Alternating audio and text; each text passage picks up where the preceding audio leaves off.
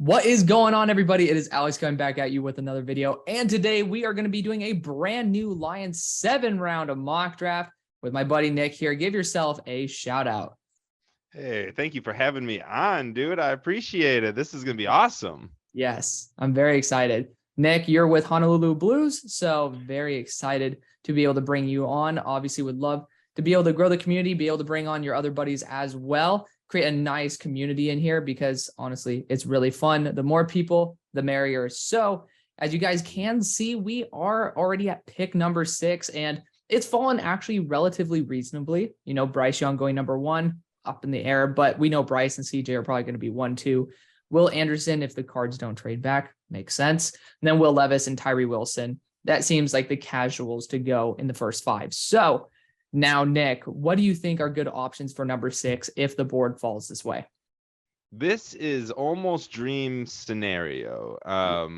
For some reason, if someone wants to jump up and grab, I don't know, someone other than Will Anderson and he wants to fall to 6'2", that's the dream, right? Mm-hmm. But the like after this top 5, Anthony Richardson immediately pops out to you. Like we have the capability to get this quarterback. However, if you ask the Detroit fan nation, they would scream that I would even fathom Anthony Richardson here, especially with Jalen Carter still on the board. Off the field issues aside, Jalen Carter has been my number 1. It has been Jalen Carter no matter what. Shout out to draft day. And that's what it needs to stay at. Brad Holmes has to keep it like that. However, the Anthony Richardson, I am very okay with just because I believe more in the future of the Lions as the fan base just kind of wants to win right now, which I understand. So do I. Makes sense. It is the future, what you need to build on. And Anthony Richardson is kind of a freak. But shit, I was also on the Malik Willis train last year. So I didn't really turn out. This is why I'm not a GM, you know? That's fair. I think we all were on the Malik Willis hype train. So yeah, AR definitely very intriguing. Obviously with Ben Johnson back, it does kind of make sense, you know, if you do want to go the offensive route, but he's also not the head coach. So I'm sure that's not exactly a reason to go after a player that will be here possibly long after Ben Johnson's here. So are you fine with me going Jalen Carter at number 6 overall?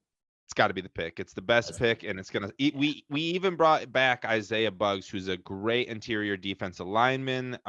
He actually got the big fumble against Dalvin Cook and the Vikings win late in the season. Just a great guy. He was my number 1 must return guy, and we went and got him.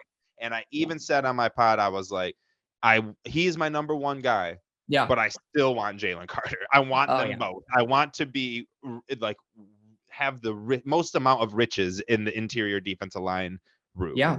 So I'm a Steelers fan. So Isaiah Buggs first drafted the Steelers. Now you guys poached Cam Sutton from my Steelers too. That was absolutely gutting. So for those of you guys watching, this is after essentially day 1 of free agency. If there is anything new that breaks, then of course we could just like, oh shit. But unfortunately at this pick 18, it's been almost one of the worst case scenarios. All the corners are gone, like all of them. But you do at least have Cam Sutton, so that's why I had to bring that up. We do have guys like Myles Murphy. Brian Breezy is not really much of a position of need, but what guys, a general group of guys, would you be looking for at this pick, whether they're on the board or not? So to be all honest, like, yes, we as fans would probably be looking at cornerback, and sure, if like Joey Porter wants to fall or Gonzalez or Witherspoon want to fall 18, we'll gladly take that. But though there's no way that any of them, we would have to move up to 16 because Pittsburgh will draft one at 17. Guaranteed. It's the only position I've been mocking Pittsburgh this year. Yeah. So we would have to go to 16 to get one. Anyways. As much as our fan nation wants that, I do not believe Brad Holmes will do that. He has shown a sign of drafting secondary late and taking them late, and I do not see that going awry this year just because we need a cornerback. And we did go get Cam Sutton, who is a lockdown top 25 cornerback in the entire league. He is an instant starter and an instant upgrade, and we love that. So we know we don't need him. And guys that I'm looking at to get greedy, I would love to see like Quentin Johnston still there. I would love to see Bijan Robinson still there. I would love to see Jackson Smith-Njigba be in our slot, which would be very fun. Have Jameson on the outside, have Amon on the outside, and have Jackson in the middle. I would absolutely love any of those. Those are my greedy picks. Okay. my realistic pick and who if I had to like if this was a betting show and I had $100 and I put it on one player, I would maybe guess, and I don't know if he's hearing this right now, but like Osiris Torrance would be a guy that I fully expect Brad Holmes, because what he has shown is that he builds through the trenches, and I like that mentality. So this pick will either be inside interior offensive line, or if we go Jalen Carter first, an edge rusher here. And just like interior defensive line, we are not scared to have a wealth amount of edge rushers, even though we have Houston and Aiden. If you could add, I don't want to say Myles Murphy. I would love it if Lucas Van Ness was there. That would, but if Nolan Smith wants to fall right there, that's I'm happy with that. Ooh. Those are the kind of guys. So you asked for like a general, and I just pretty much gave you 35 different guys. Those are the guys that I am hoping that we get with that pick. But it will probably be the trenches. It'll probably be the trenches.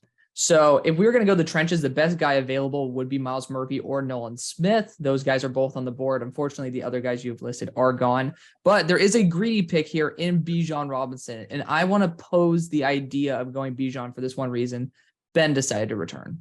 And I feel that at this range, it feels pretty solid to go after someone who could be generational. The value of running backs has also shot up. You've seen them like have a bigger role now than they did the year before. So for me, I think that would be a pretty fun idea to go after Bijan here and just say, screw the realism of Osiris Torrance or of Myles Murphy, just to change it up a little bit. What do you think?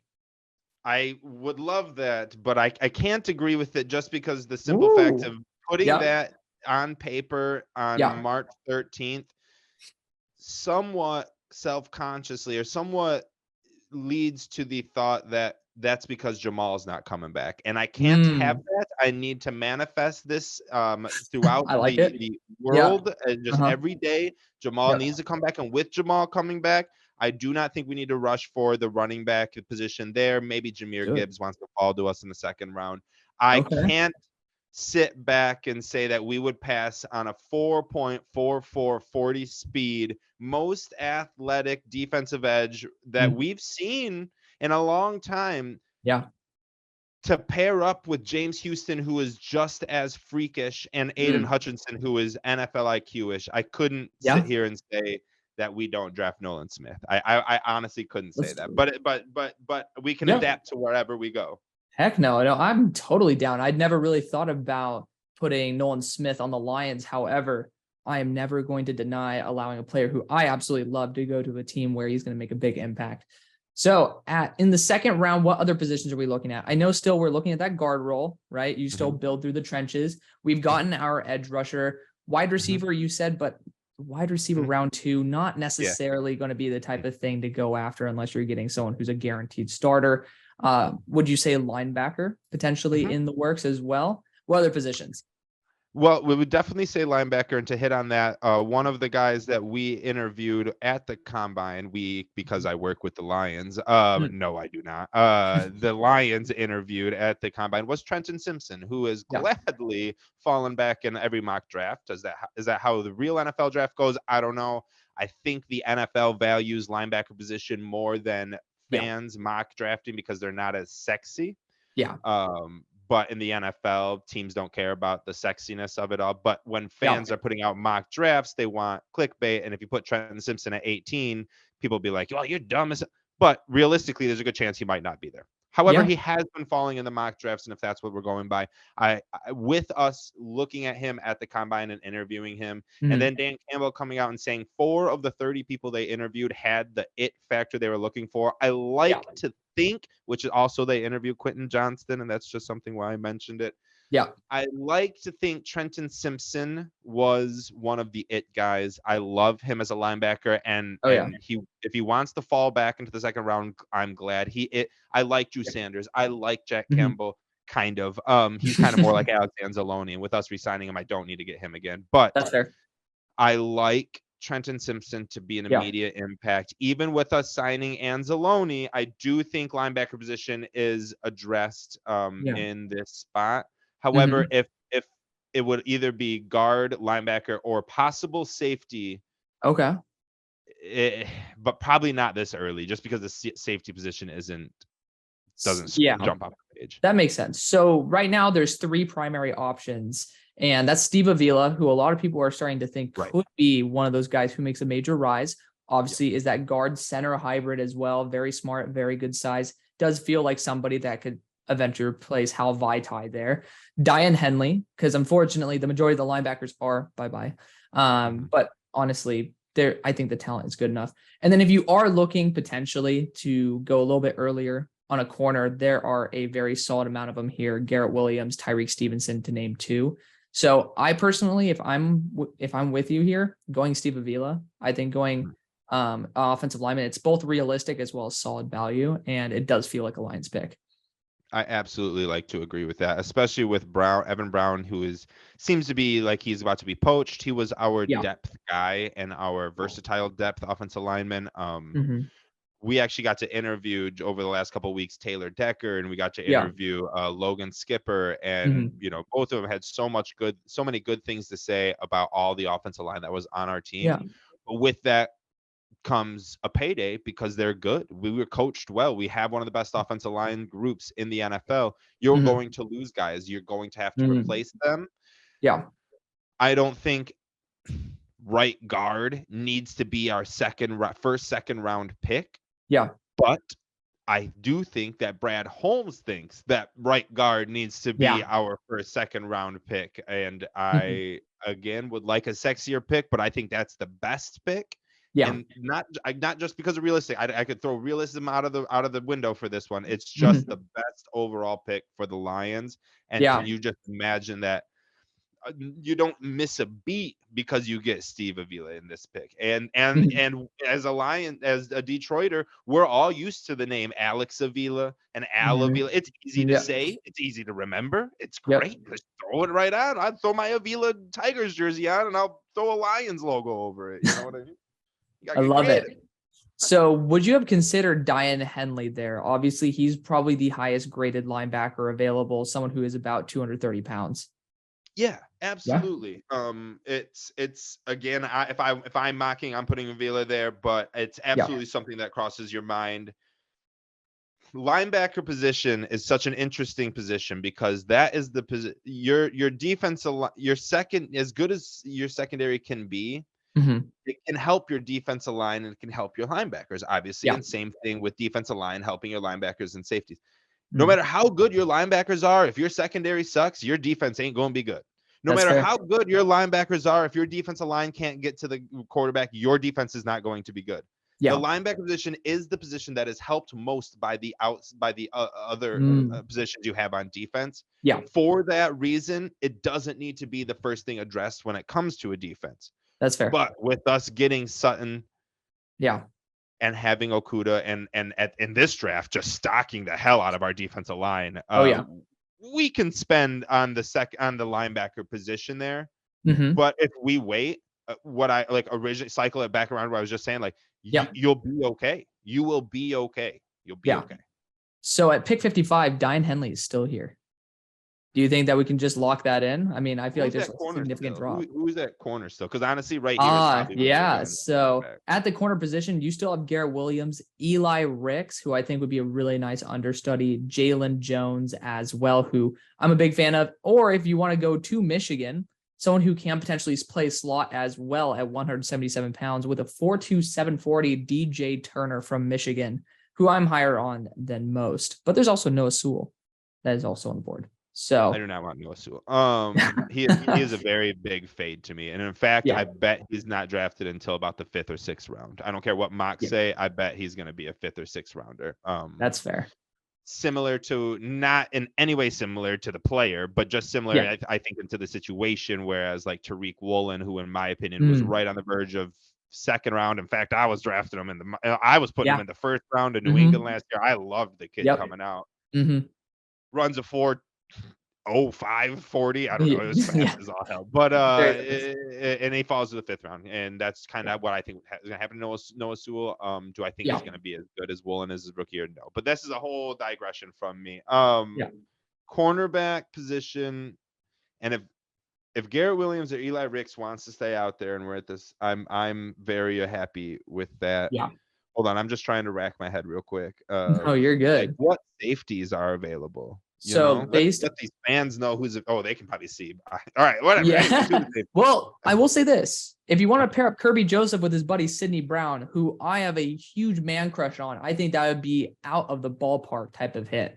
And I think he can play slot as well. In the Senior Bowl, he just showed amazing man-to-man ability. So for me, I mean, I'm more than fine going Sidney Brown. My top three would be Sidney Brown, Garrett Williams, Eli Ricks at this point. But that is how I would go, and really, I would Yeah. get Rick out of there, and it would be that between the safety and cornerback, and if Yeah. we can get the safety, if Kirby's putting his stamp of approval and Brad Holmes is putting his stamp of approval, I would love to get it. This is me just hoping and wishing, who knows where and how, Yeah. but I would love it. I'm down with that because I think safety is needed a little bit more than cornerback. Yeah. Right now. I think we get cornerback later and we can survive. Ooh, well, there is one thing. At pick 81, Garrett Williams is still on the board. They just want us to take him. We got it. I know. They're begging, dude. They're begging for us to take him. They're like, dude, take him. Why haven't you done this yet? And we're like, I because know. we know how to draft. I would get that. So that's 4 defensive guys, 2 secondary, 2 trenches. Yep. And 1 guard. Yep. No linebackers, which I bet people are, what the hell? It was the same thing as last year until we drafted Rodrigo in the 6th round, and who became an amazing stud and a fan favorite. Very similar. I feel like Holmes will be able to find that again. Same with James Houston late. He's going to do just amazing finding the late round picks. Absolutely. So are you fine going after Garrett Williams? They're begging. Yeah, absolutely. Yes, we have to. They're begging. Garrett Williams is a top 15 player for me before his ACL tear. I think he's absolutely phenomenal. So great value. Great value.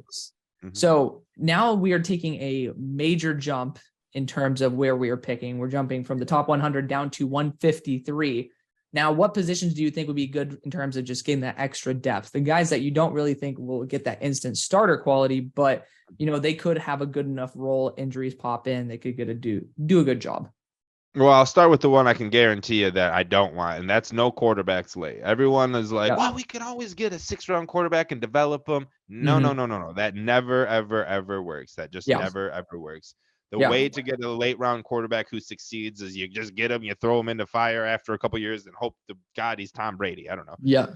Probably isn't. So the last thing, if you're not going quarterback with your first pick, you're not getting quarterback with your last pick or the second to last pick or anything like that. So we can just get that right out the way. Every other position can use depth. An immediate position is tight end. Yeah. We like James Mitchell. We hope Brock Wright can continue. I believe he's an RFA this year. I could be wrong on that. I think so. And then we have another guy. Oh, Shane Zylstra, who I just interviewed. I'm so sorry, Shane. Really? A good friend of the show. Yes. Hey, awesome. But we can always add tight end depth. This is another great spot. Probably find the best linebacker available. I don't know. Brad Holmes knows what he's doing more than I do at this position. Me personally, I'm just trying to fit. I'm like, what's the weakest position, and let's just try to fill that up. To me, that's linebacker on the defensive side and tight end, or wide receiver, especially if Shark leaves. This might have to be a wide receiver. If Jaden Reed is still available, sign me up. But he might be available in the mock draft, but in the NFL draft, he probably won't be available this year. Probably will not. I don't believe he is in this mock draft either. Okay. But there's 2 guys I want to throw at you. Now, I know you're against the running back thing early, but Dwayne McBride is incredible value here. He feels like something more of a cheaper long-term option of Jamal Williams in case you don't want to give a big contract to a running back. I mean, obviously there's those clips of him carrying guys on his back through into the end zone. But there's also a linebacker in Dorian Williams who's 6'1", 230 pounds. He is extremely mobile, and he's actually really good, especially if you use him in the pass rush, as he showed at the Senior Bowl. So between those 2, who would you be most intrigued with? Well, I want Deuce Vaughn. So I love Deuce. Oh, man. I don't care what running back's available here at this point. I'm just trying to get old Deucey boy. That's my man. And then linebacker position. Who else is out there? Yeah. So what positions would you be more intrigued with? Obviously. Okay. I see what you're saying. We got Cam Jones. Running backs are a dime a dozen. Okay. Yes.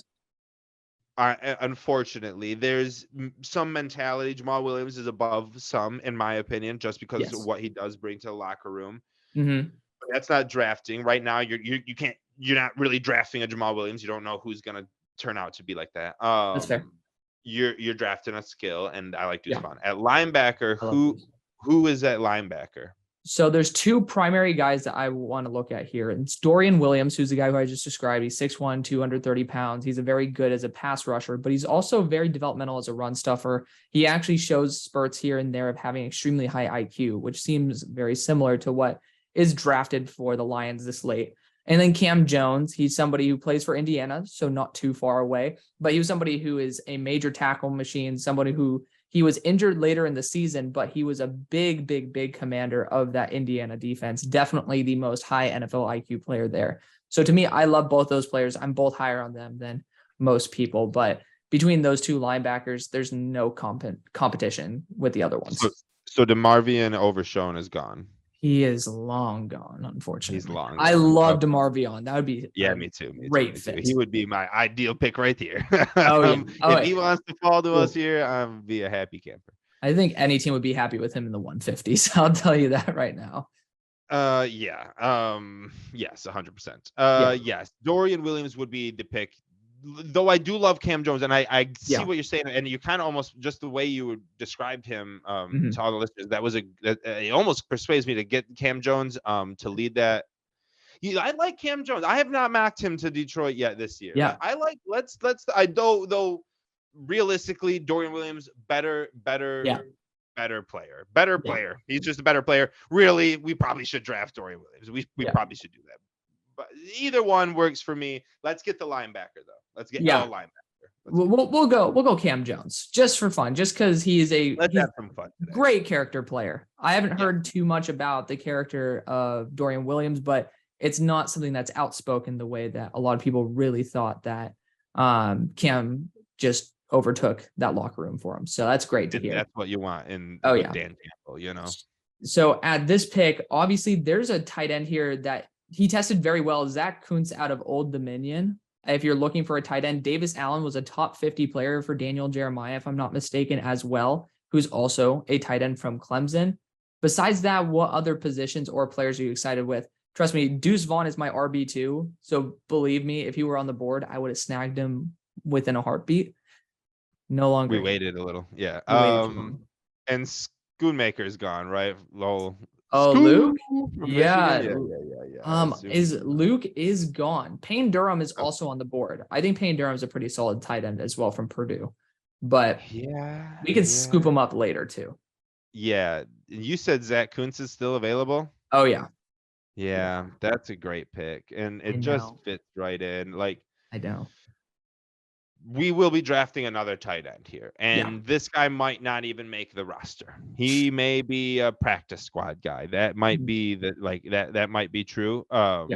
Probably make the roster over Shane Zylstra to start. But if Brock Wright doesn't come back, then he's definitely. I like Zach Kuntz here. Can we take a tight end? We can't wait tight end because we still got to get our late round edge rusher, who's just going to be a beast. And we haven't got a cornerback yet, right? Didn't we get We got Garrett Williams.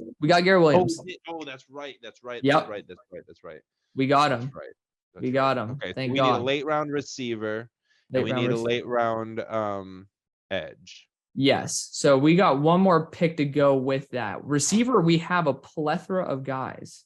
So we have pick one. Probably will wait on them. But we'll go ahead. Who we got?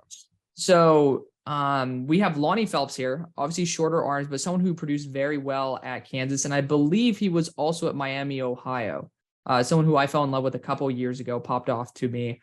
Wide receiver wise, you can just go down the road and get Ronnie Bell. Does seem to be a high character late round guy. Puka Nacua, who I love to death, could definitely be one of those late round steals. Justin Shorter, the number one wide receiver coming out of his high school class, 230 pounds, ran a 4.56, unfortunately, but his play speed is incredible. And he was able to even body guys like Keely Ringo when he faced him one-on-one. So lots of options here. Are there any other deep round guys that you are intrigued with this final pick? Oh, man. At this point, I'm pretty much drafting a kicker for the Lions because who knows who's really going to be available at this and whatnot. Catch me after 2 days of the draft, and I'll tell you exactly who I really think we're going to be getting in the 7th round. But right now, it is a crapshoot. I don't know too much about who you were just talking about, the wide receiver, but I kind of Yeah. Justin Shorter. I like him, Yeah. dude. Run that, dude. Look, Let's roll. Hell yeah. Hell Gators yeah. Johnson that shit, you know? Love it, dude. Yeah, Justin Shorter, before he ran his 4.56, was a top 32 player for me. I think his play on the field is incredible. One of the least spoken about players in the entire draft. So very excited to see him come in. And again, he has that X build receiver at 230 pounds and 6'4". So to cap off, yeah, real quick, a 4.56 40, and you know who ran a 4.61? Amon-Ra St. Brown. Yeah, And he's okay. He's pretty good in the NFL. So that don't bother me none. You know what I mean? Yeah. That sounds like a boy I like. I'm going to watch some film on Justin Shorter right now. Oh, he's so fun. So fun, man. And just to recap the draft, we got Jalen Carter, Nolan Smith. So pairing up the Georgia boys there too. Didn't even think about that part. Steve Avila, Sidney Brown, Garrett Williams, Cam Jones, Zach Kuntz, and Justin Shorter. For a PFF grade of A-, but they can kind of kiss my ass because I feel like it's an A+. So yes, Nick, thank you so much for coming on the show. Give yourself a shout out one more time, even though probably all my Lions fans know who you are.